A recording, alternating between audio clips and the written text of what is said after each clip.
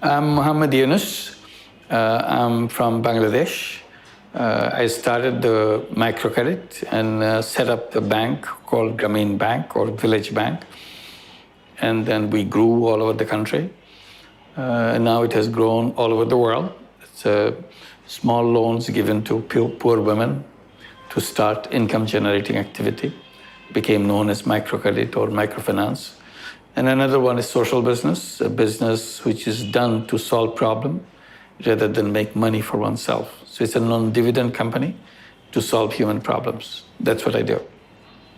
One way I try to explain poverty by drawing attention to is a kind of analogy with the bonsai tree, the seed that you plant in a flower pot and let it grow. The seed may be of the seed of the tallest tree, biggest tree in the forest. But when you put it in the flower pot, it grows only this big and looks cute as exact replica of the beautiful, huge, big tree or tallest tree that you saw in the forest. Now it's growing in your flower pot. It's a cute little thing that you keep it in your room.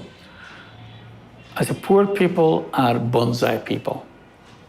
There's nothing wrong with their seed. That seed could be as tall as anybody anywhere else.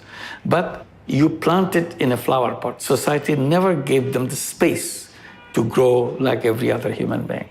That's what the poverty is a bonsai people. Poverty is unnecessary. And the more I see it, the more I'm convinced about it. And I've seen how easy it is to get out of poverty.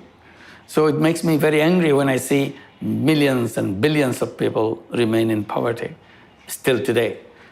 So it shouldn't take so much time. Once we make up our mind that nobody should be poor, it could be achieved in a very short time, in 20 years, in 25 years. Whole world could be free from poverty if we make up our mind to do that. Like we set the goal, Millennium Development Goal, to bring the poverty by half, and it has happened. Bangladesh has achieved that.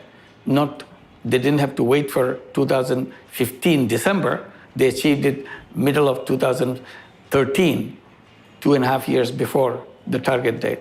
So it can be done. So if world sets that time that we are going to have a world free of poverty, it can be done. And I'm saying that then we should have poverty museums, because there will be no poverty in the world. People will not even understand. The young people who never saw poverty, they will never understand. So we'll take them to the poverty museum to do that. So that's what I would like to do, that create a world without poverty. The word poverty will not mean anything to anybody because they don't understand what poverty is. Why should anybody be poor? Similarly, I would like to see the world without unemployment, because that word unemployment doesn't mean anything. It's not the fault of that person who is unemployed.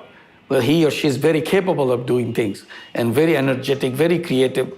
But the society somehow said, you're useless. You're thrown into the basket. Why should I be thrown into the basket? It's my life. Who decided that? How can this framework, the economic framework or economic conceptual design can throw me out? So how can they decide what I should be? How can they punish me? It's not the theoretical framework which punish human beings. It will be the human being which will punish the theoretical framework. It should be other way around. So they unleash that energy so that everybody can be creating their own opportunities and doing their own things and so on, rather than wait in a job line.